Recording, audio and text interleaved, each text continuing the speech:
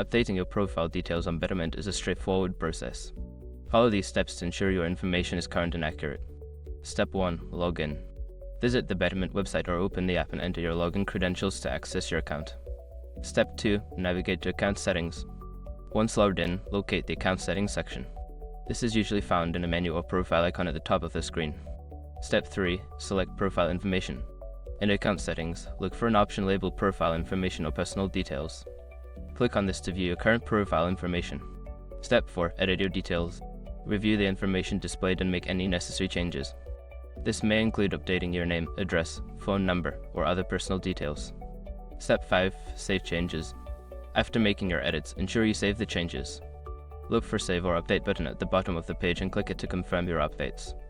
By following these steps, you can easily keep your profile information up to date on Betterment. Regularly checking your details helps ensure your account remains secure and accurate.